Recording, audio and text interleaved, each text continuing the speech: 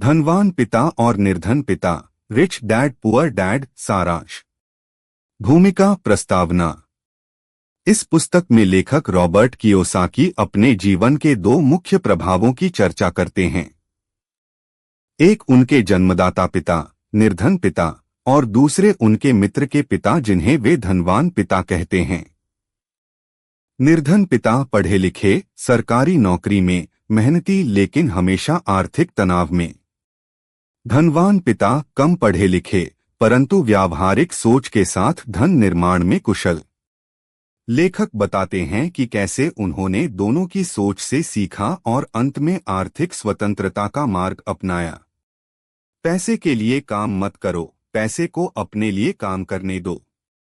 निर्धन पिता कहते थे, अच्छी पढ़ाई करो ताकि अच्छी नौकरी मिल सके, जबकि धनवान पिता कहते थे, पढ़ाई जरूरी है लेकिन उससे भी जरूरी है वित्तीय शिक्षा, फाइनेंशियल एजुकेशन।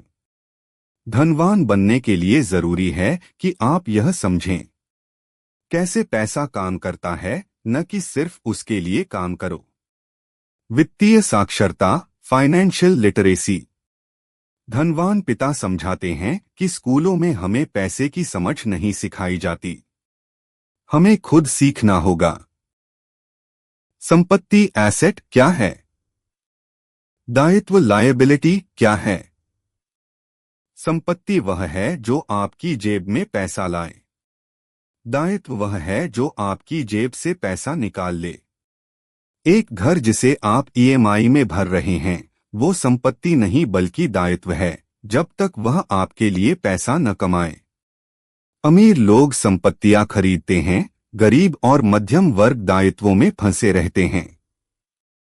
अमीर लोग सबसे पहले ऐसी चीजें खरीदते हैं जो उन्हें आय, इनकम देती हैं। किराए पर दी गई संपत्ति, शेयर बाजार में निवेश, व्यवसाय। जबकि निर्धन लोग घर, कार, गैजेट्स जैसी चीजों पर खर्च करते हैं जो उनकी जेब से पैसा निकालती हैं। व्यवसाय बनाओ, केवल नौकरी मत करो। निर्धन पिता कहते थे, एक अच्छी नौकरी सबसे बड़ा लक्ष्य है। धनवान पिता सिखाते थे, नौकरी से शुरुआत करो लेकिन वहां न रुको। अपना खुद का व्यवसाय खड़ा करो। एक व्यवसाय आपको स्थायी आमदनी का स्रोत देता है, जबकि नौकरी सिर्फ सुरक्षा का आभास। कर प्रणाली, टैक्स सिस्टम को समझो।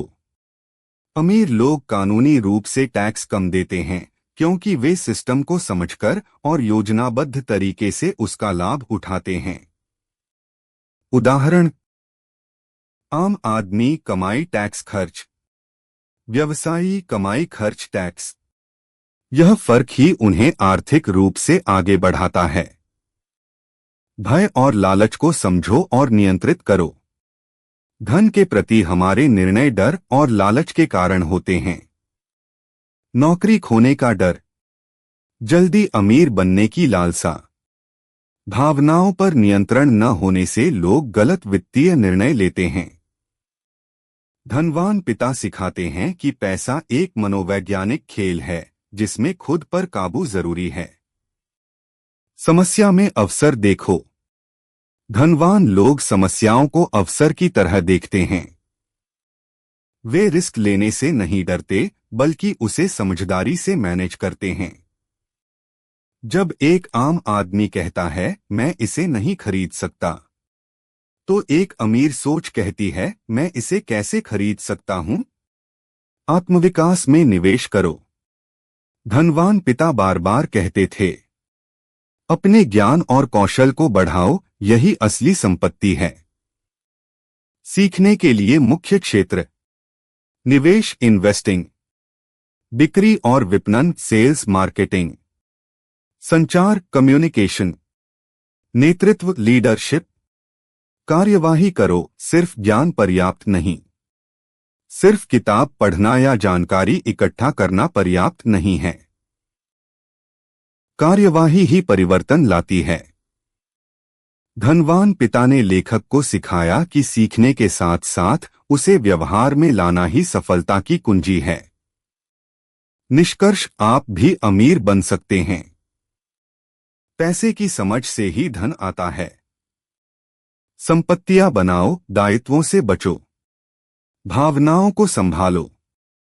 लगातार सीखो और आगे बढ़ो। खुद को काम के लिए मत बेचो, पैसों को अपने लिए काम पर लगाओ।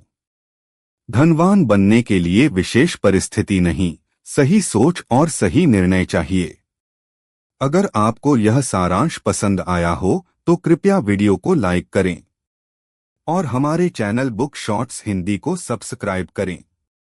नीचे कमेंट करें अगली किताब कौन सी होनी चाहिए। बताएं क्या अगला पार्ट तैयार करें।